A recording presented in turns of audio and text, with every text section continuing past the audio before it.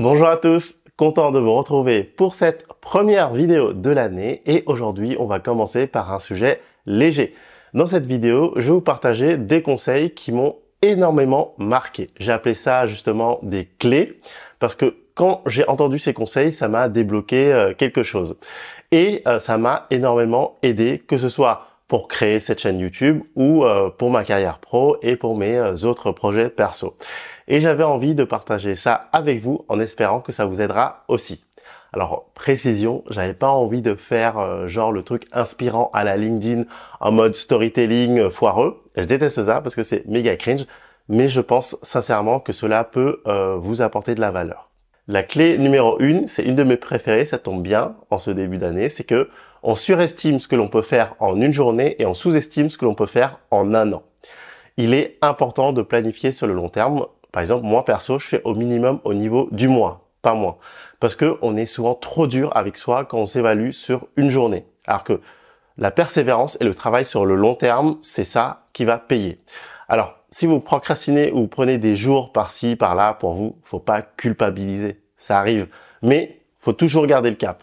Et dans mon exemple, je publie très peu de vidéos, mais je le fais depuis 8 ans et j'ai jamais rien lâché. Numéro 2. Quand le corps est faible, il contrôle votre volonté et quand le corps est fort, il obéit à votre volonté. Prenez le temps de prendre soin de votre santé, sinon c'est totalement contre-productif. Alors, je vous demande pas non plus de faire du crossfit votre nouvelle religion, hein, mais le stress et le manque de sommeil et la fatigue continue viendront à bout de votre volonté. Numéro 3, les gens oublieront ce que vous avez dit, mais n'y oublieront jamais ce que vous leur avez fait ressentir. Le meilleur moyen de faire que quelqu'un se rappelle de vous et de créer un lien, c'est tout simplement de l'écouter. L'écoute, c'est une qualité tellement rare de nos jours et c'est tellement agréable, quelqu'un qui vous écoute et prend le temps de s'intéresser sincèrement à vous.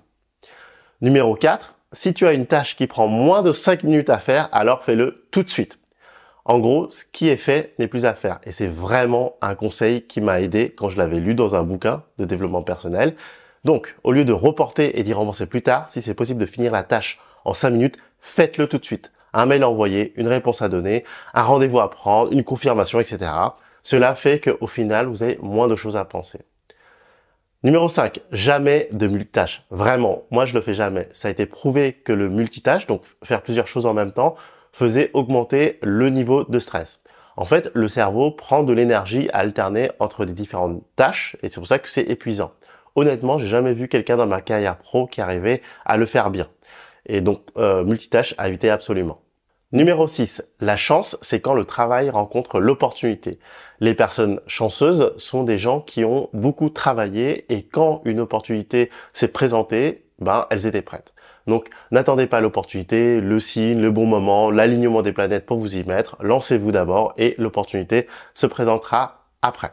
Numéro 7, si vous êtes la personne la plus intelligente dans la pièce, c'est que vous êtes dans la mauvaise pièce. Bon, je vous l'accorde, c'est un peu égocentrique, mais ce que cela veut dire, c'est qu'il faut toujours chercher à apprendre.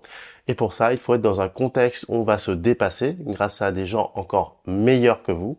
Et ça, ça s'applique pas mal dans le boulot. Si vous n'apprenez plus rien dans votre boulot, c'est que c'est un signe. Numéro 8, et celle-là je l'adore, il n'y a que les tartes qui rentrent parfaitement dans les moules. Alors je pense que c'est assez explicite et vraiment, qu'est-ce que j'aurais aimé comprendre ça plus jeune. J'essaie vraiment de faire comme tout le monde, alors que la clé c'est de développer ce que vous avez comme talent naturel pour en faire une force et faire la différence. Par exemple, moi j'utilise ma pensée visuelle et ma passion pour le dessin pour faire cette chaîne YouTube et c'est ça qui a fait la différence. Et d'ailleurs, c'est cette capacité qui m'a énormément aidé pour le métier d'architecte technique. Et dernier conseil, achetez ma formation de développement personnel. Non, je déconne. Je ne vends pas de formation de développement personnel. C'était une blague. J'espère que vous avez la référence. En tout cas, j'espère que cette vidéo vous a aidé. Si vous avez vous aussi des conseils qui vous ont aidé, que vous voulez partager, mettez-les dans les commentaires. Je les lirai avec grand plaisir. En tout cas, nous, on se retrouve pour une prochaine vidéo et je vous dis à bientôt. Ciao!